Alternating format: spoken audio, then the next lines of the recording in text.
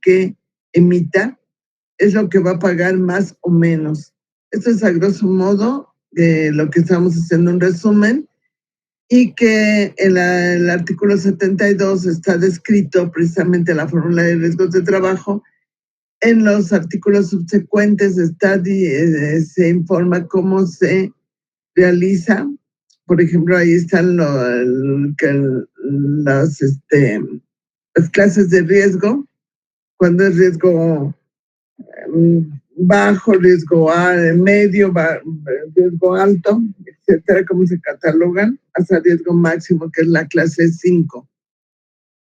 Se hace hincapié entonces de que precisamente en la empresa también hay un límite mínimo, un límite máximo.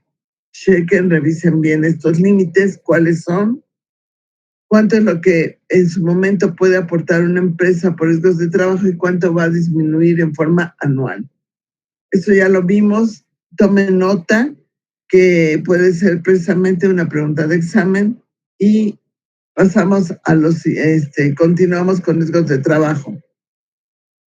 En algún momento habíamos mencionado que la empresa, si en su momento no registra bien el salario del trabajador o no lo registra como trabajador, pues se le fincan responsabilidades. Estas responsabilidades están suscritas básicamente en el artículo, uno de los artículos donde se fincan responsabilidades es el artículo 76, no el 77.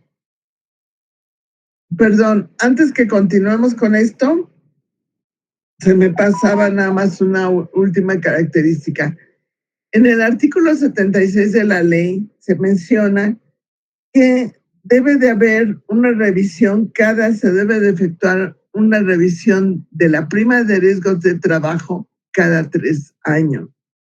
Cada 3 años para ver el equilibrio financiero de la institución, ver si está acorde en la fórmula o se tienen que hacer algunos ajustes para mantener precisamente este equilibrio financiero. Entonces, en el artículo 76 está la revisión de la prima de riesgos de trabajo, donde se dice que el instituto debe de realizar una revisión de la prima.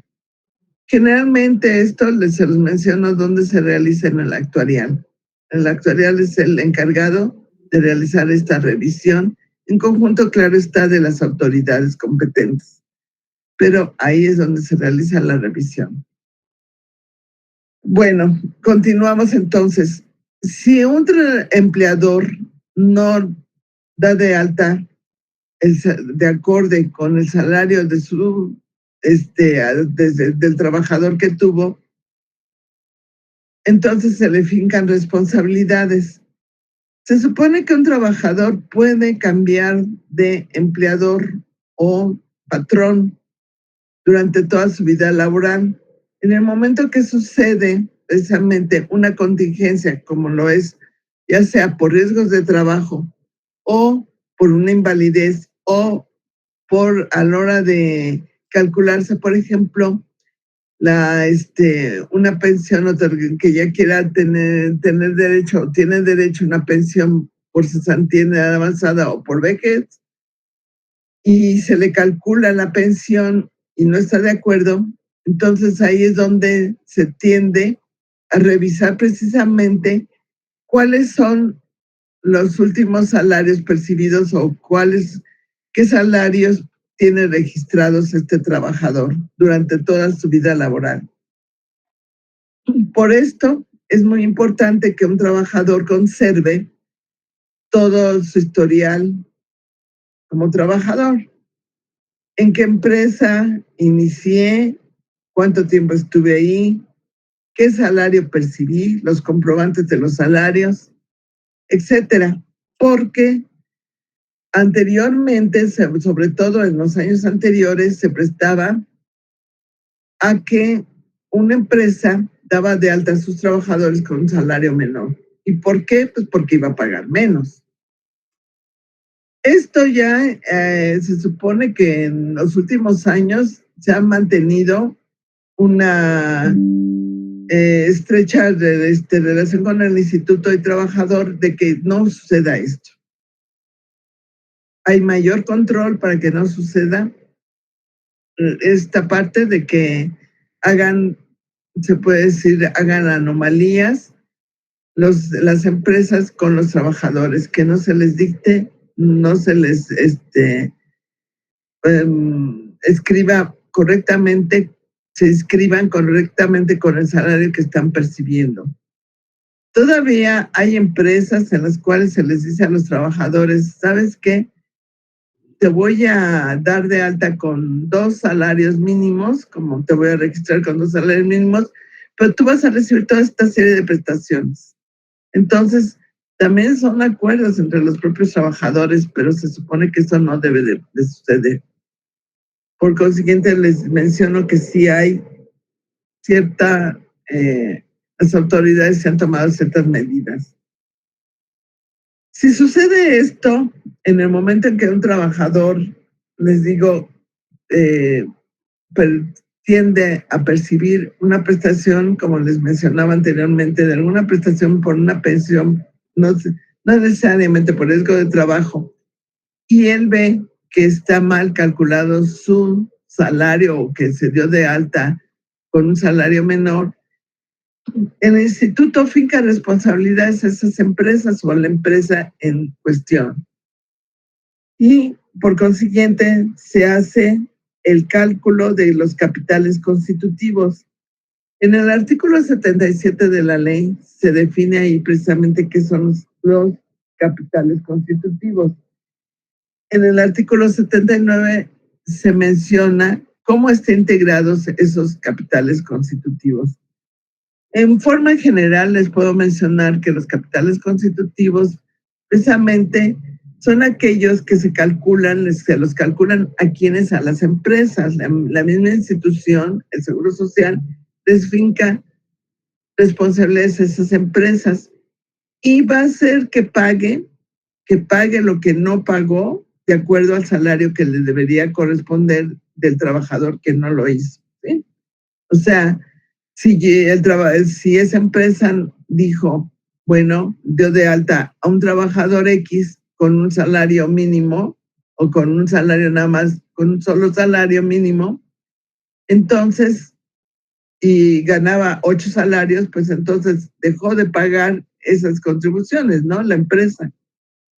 Y se le hace una serie de responsabilidades de acuerdo a que se le va calculando acorde a gastos administrativos, a una serie de gastos, que son bastantes. Y todo esto viene reflejado dentro del artículo 77, de que está integrado en el artículo 77 y artículo sobre todo 79 está la integración de los capitales constitutivos.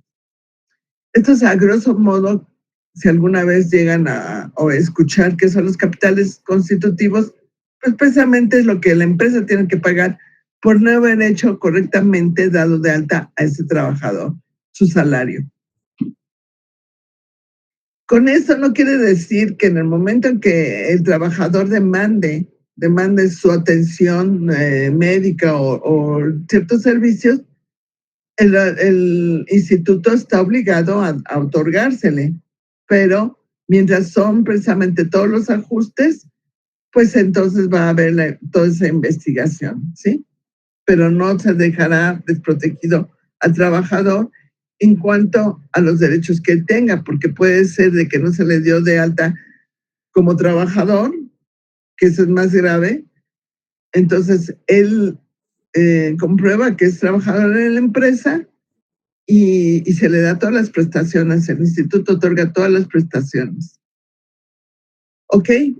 Y ya por último, dentro de lo que es precisamente riesgos de trabajo, está el tratar de proteger, más bien, está el que la relación que hay estrecha con las empresas para mantener precisamente un control. El instituto tiene un control de las empresas para ver si realmente están aplicando bien lo correspondiente a la protección de los trabajadores. ¿Esto qué quiere decir? Que las medidas de protección son correctas o se les da ciertas pláticas o se les da cierto apoyo para las empresas que realicen lo mejor posible esta protección de esos trabajadores, ¿sí? Entonces, esta es, por último, la prevención precisamente de esos riesgos, que haya menos riesgos y que estén protegidos los trabajadores. Recuerden, un trabajador se les tiene que proporcionar toda una serie de medidas para esa protección, pero en su momento también ya lo habíamos visto, si ese trabajador no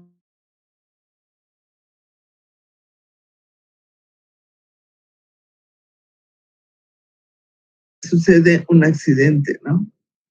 O sea, eso también va acorde.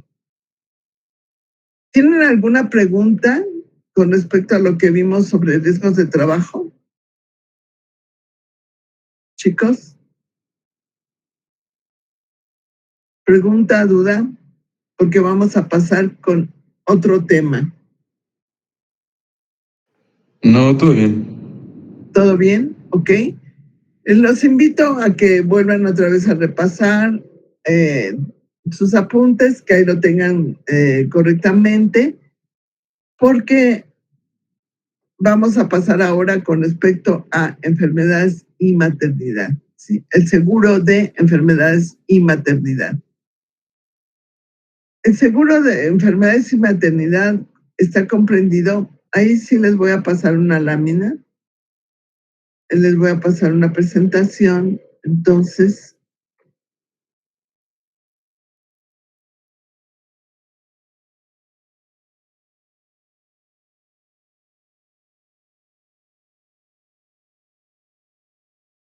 ok chicos,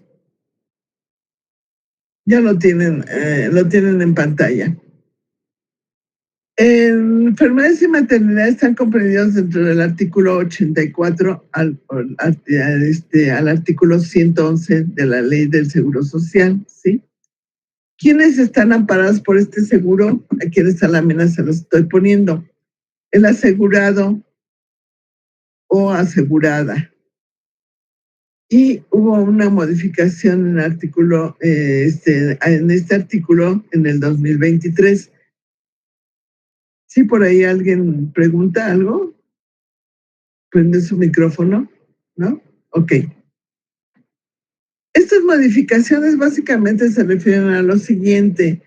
Se refieren a que en su momento ya se contempla precisamente lo que habíamos visto en los primeros artículos, creo que fue el artículo 5, en el cual se da derecho, ya tienen derecho las personas del mismo sexo, ¿sí? En este caso. Entonces, el asegurado o asegurada, el pensionado o pensionada. Aquí, de acuerdo a los cambios que ha habido, ya se estipula el asegurado o asegurada. Anteriormente aquí asegurado o asegurada no estaba, sino nada más bien el asegurado lo ponían en forma de distinta, no se marcaba asegurada y se listaban todo este tipo de prestaciones, sí, por incapacidad permanente total y parcial, invalidez, por la cuantía en edad, por cesantía en edad avanzada y vejez, por viudez, orfandad y ascendencia. Todo esto no estaba, estos cambios se hacen básicamente para señalar que es hombre o mujer o indistintamente si son de acuerdo con la ley, también que se está dando de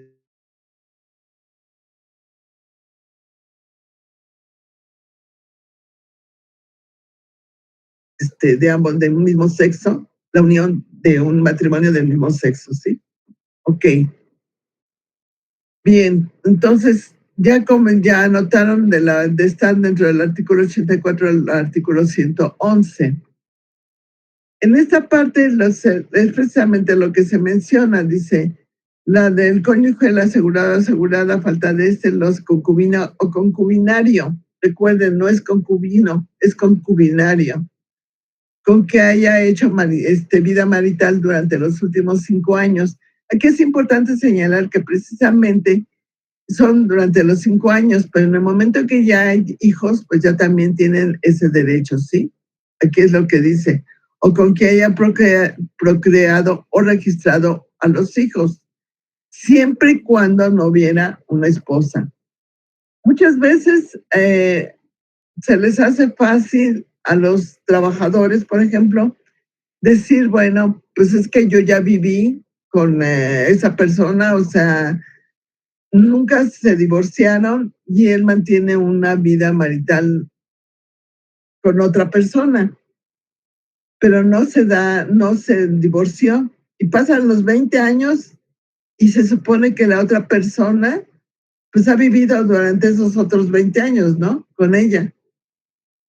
La gente piensa que por haber vivido los últimos años o que comprueban que tienen los últimos años, tienen los derechos, pero ¿qué sucede cuando llega a fallecer el asegurado o asegurada? Pues, ¿quién tiene los derechos? La esposa.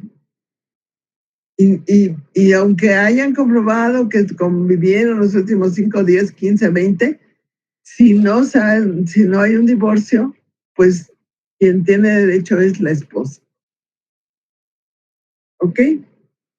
Entonces, aquí también se mencionan los hijos menores de 16 años, es lo mismo que habíamos mencionado en riesgos de trabajo, y los hijos del asegurado cuando no puedan mantenerse por su propio trabajo debido a una enfermedad crónica o discapacidad, o sea, los incapacitados, y los hijos mayores que tengan 16 años o más de los pensionados por invalidez, cesantía avanzada, vejez, que se encuentren disfrutando de asignaciones familiares, así como los pensionados por incapacidad permanente.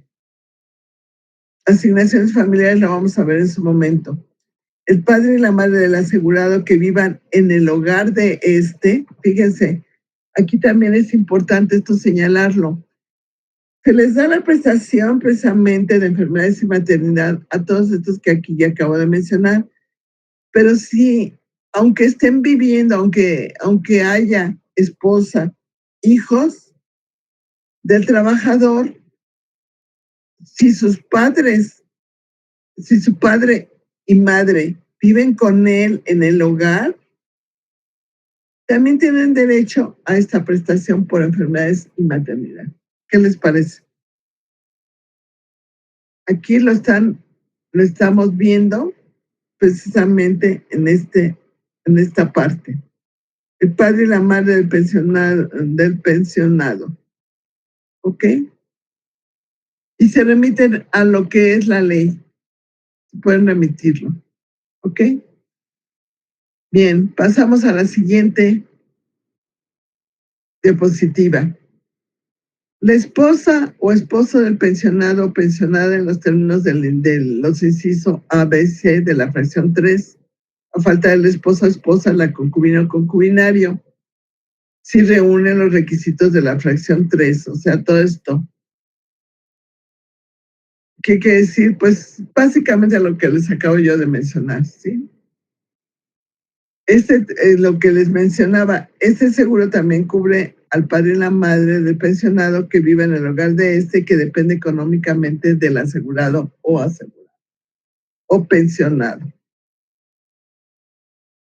¿Ok? ¿Dudas, muchachos? ¿Alguna pregunta?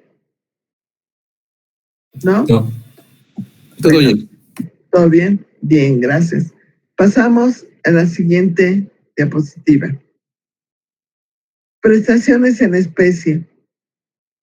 Recuerden, los seguros, todos los seguros de de lo que corresponde al seguro social están marcados por prestaciones en especie y prestaciones en dinero. En este caso, prestaciones en especie Y se menciona que en caso de enfermedad no profesional, aquí se marca, no profesional, que quiere decir que no sea por riesgos de trabajo, va a tener derecho a asistencia médica, quirúrgica, farmacéutica y hospitalaria. Hasta 52 semanas desde el comienzo de la enfermedad, sí sigue enfermo hasta 52 semanas, hasta otras enfermedades. Las prestaciones en especie básicamente son la atención médica, ¿sí? Esa atención médica aquí está estipulada. Primero son 52, después otros 52. Los padres del asegurado o pensionado fallecido conservan los derechos. Esto por, casi nadie lo conoce. En el momento en que un asegurado o pensionado fallecido fallece, conservarán los derechos a las prestaciones en especie. ¿A qué quiere decir?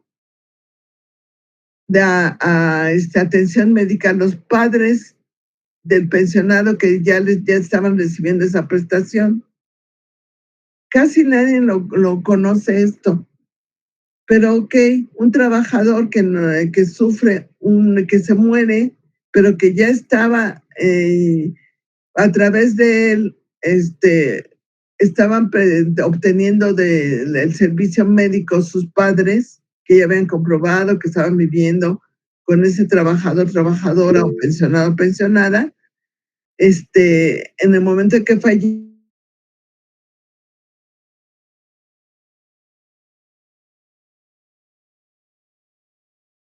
atención médica. Por ahí alguien preguntó algo. Diego, Sí, adelante. hola, profesora. Me surgió la duda si también en el caso de los hijos, cuando llegan a ser huérfanos, también ellos conservan el derecho de atención médica. Bueno, esto de atención médica, esto sí reciben, pero siempre y cuando hay sí ya es en forma más específica para cada uno de los seguros, ¿sí? O sea, seguro de riesgos de trabajo, se vuelven otra vez a decir, bueno, que si son menores de edad, si tienen 16 años o más, hasta 25, que comprueben que siguen trabajando, todo este tipo de situaciones, ¿sí? No sé si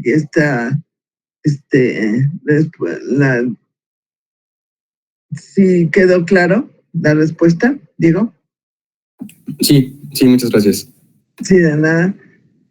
Pero en el caso de los padres, pues, ¿qué sucede? Pues aquí no hay nada de que si tengan tal edad o no, sino únicamente, ok, ellos estaban amparados por ese trabajador, los estaban cubriendo, se les estaba dando precisamente la prestación en especie, o sea, la prestación de atención médica a esos padres. Pero muere el trabajador, muere el asegurado o pensionado y siguen otorgándosele a los padres de acuerdo al artículo 93 esta prestación, ¿sí? Les digo que esto para mí es muy, muy, muy fuerte porque pues hay padres que piensan que ya se murió el trabajador, ya no tienen derecho, cuando menos sí tienen derecho a la atención médica. ¿Ok? Si es que antes ya la tenían, pero si en ese momento quieren ejercerla, ahí sí ya no, porque ya va a ser difícil de comprobar que estaban viviendo, etcétera, etcétera. Por esto es muy importante, créanme, en un tiempo, el estar afiliado a una institución como Seguro Social, ¿oíste? Pues se desdeñaba, sobre todo la gente que tiene ciertos recursos. Ay, ¿para qué yo voy a pagar mis gastos? Yo tengo dinero, yo esto, yo lo otro. Pero es muy importante darse de alta en una institución de seguridad social, créanmelo. Ustedes precisamente como estudiantes, yo les he hecho mucho hincapié que se den de alta, porque en un momento dado ustedes no saben qué pueda suceder. Y actualmente ya lo estamos viviendo, la situación cada día es más grave en el país, o sea, los recursos disminuyen.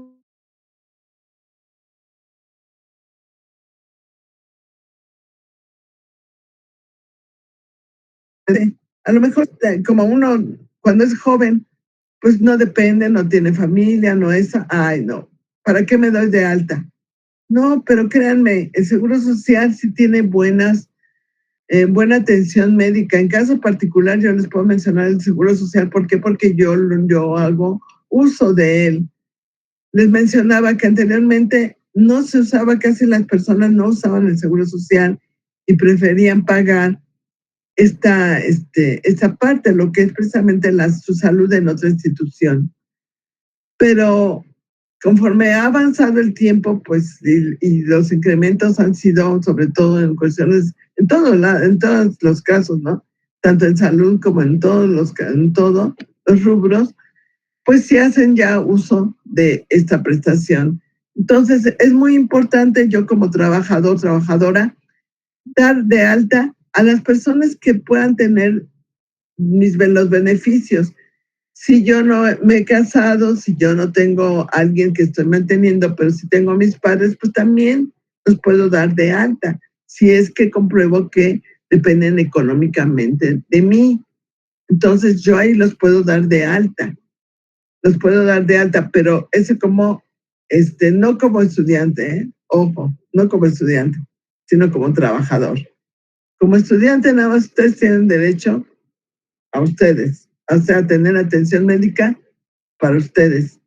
Pero ya que ingresen a un trabajo y que esté afiliado al Seguro Social, entonces ahí sí pueden dar de alto, si no tienen familia, si no están casados, a sus padres. ¿Ok? ¿Dudas, preguntas? ¿No? Bien. Pasamos a la siguiente diapositiva. Ok.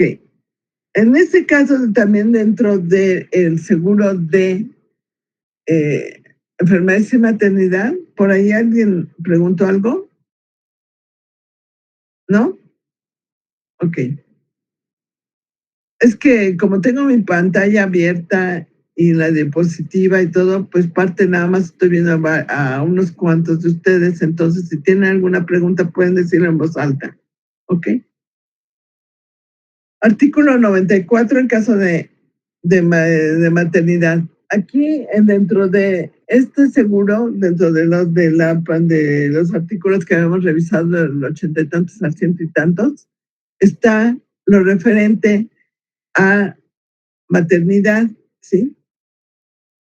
Lo referente a maternidad es lo siguiente: en el artículo 94 se menciona que en caso de maternidad del asegurado, el instituto otorgará durante el embarazo, el alumbramiento y el puerperio las siguientes prestaciones, siempre y cuando haya cubierto por lo menos 20 cotizaciones semanales en el periodo de 12 meses anteriores a la fecha que debiera comenzar el pago del subsidio. 100% del salario percibido al que recibirá durante las 42 días posteriores.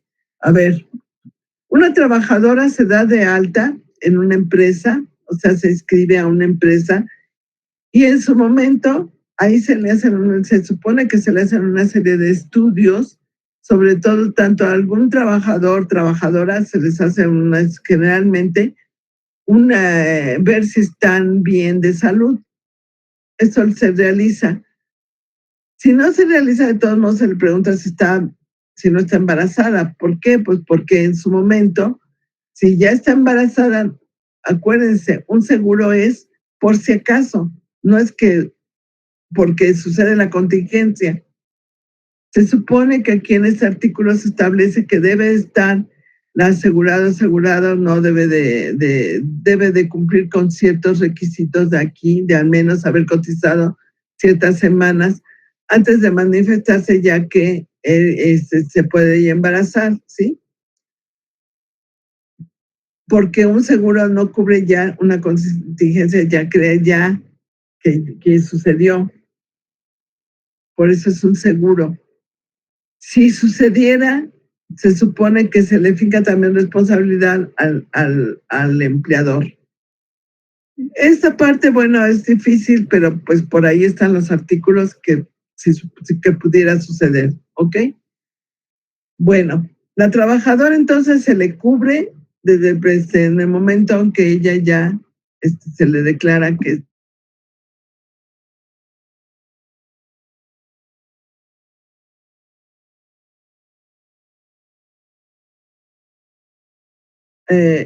ok. En el momento en que una trabajadora está embarazada, sí tiene la obligación de ir a su clínica. Ya sé que hay personas que, como les menciono, tienen los recursos para poderse atender en un hospital particular, se vale, pero también para poder tener derecho a todo eso, deben de haberse dado de alta en su clínica. Mucha gente, ay, es que voy a ir a la clínica, voy a perder mi tiempo, que no sé qué, pero son las reglas. En esta regla es que ella se dé de alta, se haya dado de alta en la clínica y vaya con su médico familiar. El médico familiar le va a mandar una serie de estudios para determinar que sí realmente está embarazada y cuál es la fecha probable del parto, ¿sí? ¿Cuál es la fecha probable del parto? Una vez que ya se tiene eso, se supone que ella debe de ir cada mes, para control, ¿sí? Durante todo su embarazo. Si ella decide atenderse en un hospital particular, pues no hay problema. Se le da, pero ya está el antecedente, ya tiene el instituto el antecedente que está registrado ya su embarazo, ¿sí? Entonces, como trabajadora, tiene derecho a asistencia obstétrica, ayuda en especie por 6 meses para lactancia, capacitación y capacitación. Eh, y amamantamiento, incentivando que la leche materna es el alimento exclusivo durante 6 meses y complementario hasta avanzado el segundo año de vida. Fíjense, todo esto se ha modificado precisamente para incentivar que es muy importante que las madres les den a sus hijos la lactancia. Pero en forma particular yo les puedo mencionar que también es difícil darles de amamantar precisamente a los hijos. Y por consiguiente, todo esto, les digo, la seguridad social se va adaptando. Hay lugares en las áreas de trabajo en donde se da oportunidad a la trabajadora para que extraigas la leche para su hijo. Son áreas de lactancia. Como yo trabajé en el Seguro Social, yo he ido a las oficinas principalmente administrativas para algo que tenga que ver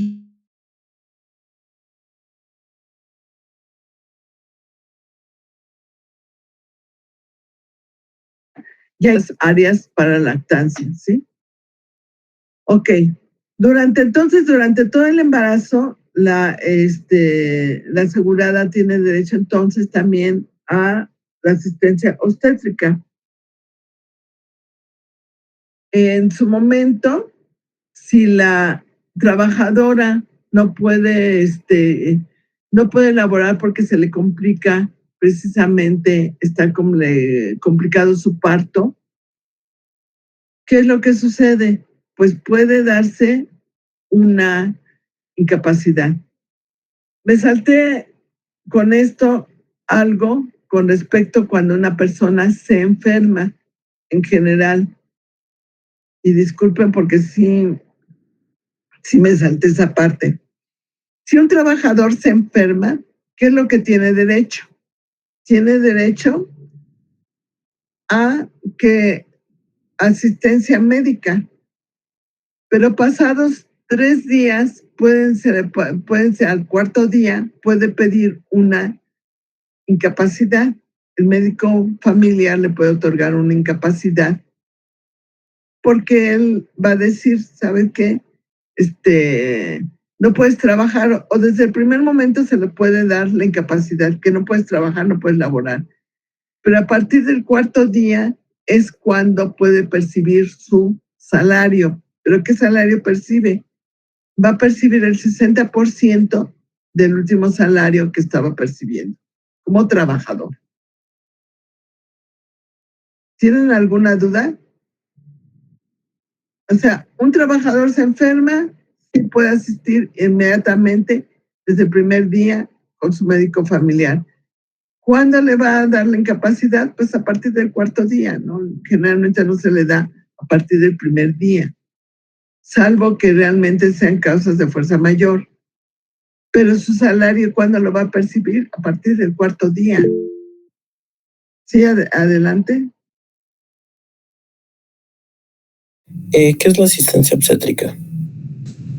Asistencia obstétrica es precisamente la asistencia que se le da, se le llama, a las aseguradas que están esperando bebé. Entonces, la asistencia obstétrica es precisamente toda la atención hospitalaria, medicinas, todo eso. Esa es la atención obstétrica. ¿Sí te quedó claro o no?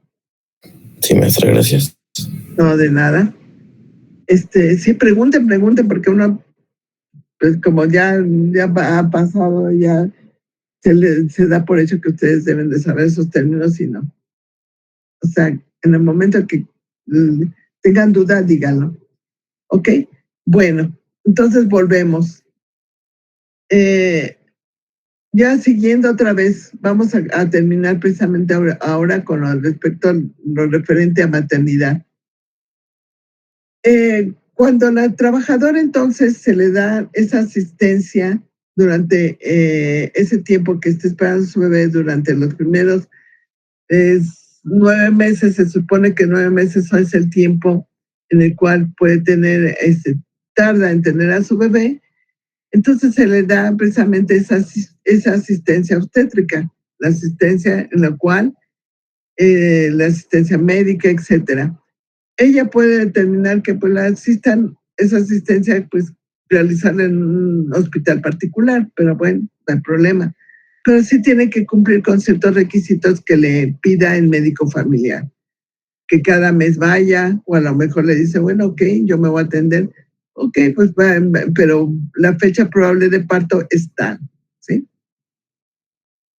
Si en un momento dado se complican las cosas, pueden en su momento, puede ya recibir, se puede hospitalizar o se puede incapacitar. Se le puede decir, ¿sabes qué? El médico puede dictaminar que no asista.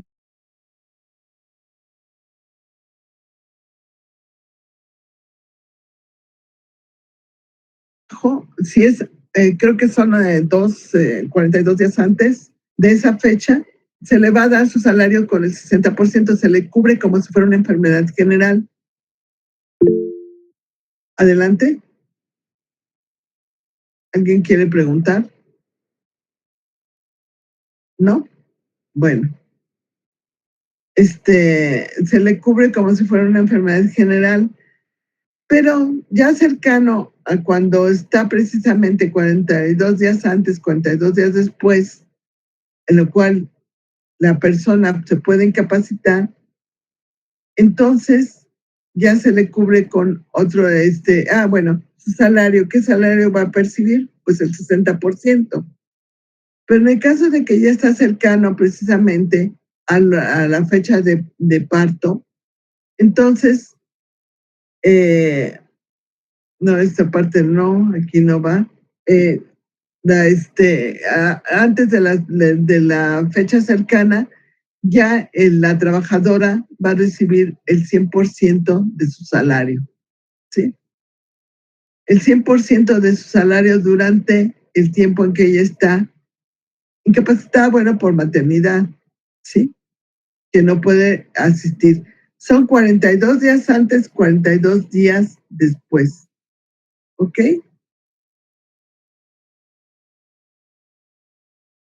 ¿Dudas, preguntas, muchachos? Profesora, Sí, adelante. La ayuda en especie para la lactancia, ¿cómo se da? Es mayormente como enfocada a talleres, ¿no? Y educación. Bueno, son talleres, son educación, pero también se supone que la ayuda para lactancia es que se le proporciona la leche en forma de, pues en botes, y se les da leche en polvo. Leche en polvo es lo que se les da. A ver, estamos hablando aquí, ¿qué es lo que tiene ayuda? Ayuda de lactancia, que dice aquí precisamente capacitación y fomento a la lactancia de maternidad, amamantamiento, incentivando que la leche materna es necesaria. Generalmente esta parte también han tratado de que no se les dé, que de acuerdo al médico familiar, pero no se les dé esa ayuda. Estamos hablando de las trabajadoras, ¿sí? Las trabajadoras tienen derecho a este servicio, a esta parte, pero en cuanto a las esposas de los trabajadores, sí tienen derecho a atención médica, pero tienen derecho a que se les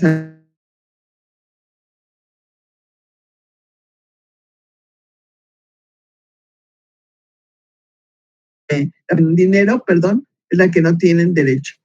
No tienen derecho precisamente a una prestación para su salario, etcétera, porque no son trabajadoras, ¿no? Tampoco tienen derecho a una canastilla, tampoco se les da. A las empleadas sí se les da, pero a las mamás, a las esposas no se les da la canastilla, es la canastilla, perdón, una canastilla. La canastilla generalmente contiene ropa para el bebé y algunas cosas que son necesarias para un bebé. Es lo que se les da para las trabajadoras, pero para las esposas no se les da ese derecho. ¿Ok? ¿Alguna otra pregunta, muchachos? ¿No? Bien. Entonces, una trabajadora puede incapacitarse por maternidad, o sea, en este caso estoy haciendo referencia, estoy utilizando incapacidad, pero ¿por qué? Por maternidad, para que no sea por riesgos de trabajo, sino específicamente por maternidad, 42 días antes, 42 días después. Pero hay personas que se sienten bien, que todo su embarazo fue correctamente y casi hasta la última semana se esperan para tener a su bebé. ¿Y por qué? Precisamente para que esos 42 días antes, si se reducen en total a la última semana, pónganle que les quedó de esos 42 días todavía 30 días, se le suman con los otros 42 días y entonces ya va a estar con su bebé posteriormente al parto, va a estar 30 más 42, 72 días con su bebé, para estar más tiempo con él. Si esto sí se presta para que ellos estén más con él. ¿Ok? ¿Dudas, muchachos? ¿No? Sí, adelante, por ahí alguien. Adelante. Sí, una pregunta. Sí. Para las que son de embarazo de alto riesgo, ¿cuántos días cómo es el procedimiento en este caso? Bueno, bien, Itzel. Si es de alto riesgo, se supone que el médico va a dictaminarlo, es alto riesgo. Entonces, si son 42 días antes de que pueda tener a su bebé, que esté estipulado de acuerdo a la fecha de parto, se le incapacita a esa trabajadora. Pero ese tiempo antes de los 42 días se establece como si fuera una enfermedad, ¿sí? Y se le da su salario de acuerdo a una enfermedad, que quiere decir se le da el 60% del salario que estuviera percibiendo. Si en su momento también se considera después del parto, son 42 días que ella tuvo complicaciones en el parto y no puede trabajar, no puede laborar. Dentro de los 42 días posteriores al parto, se le da el 100% de su salario.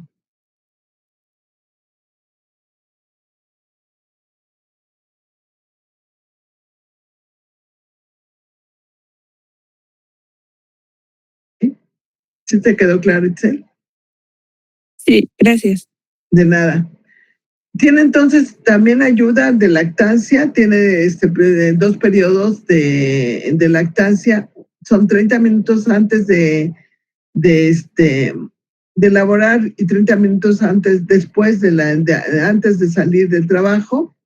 Los puede, de acuerdo a su empleador o patrón, puede haber un convenio en que, no, ¿sabes qué? Yo llego 1 hora después, pues ya todos esos son acuerdos con respecto a su empleador o patrón.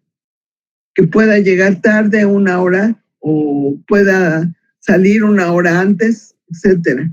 Ya va a depender todas esas cosas, esas cuestiones con su patrón. ¿Ok?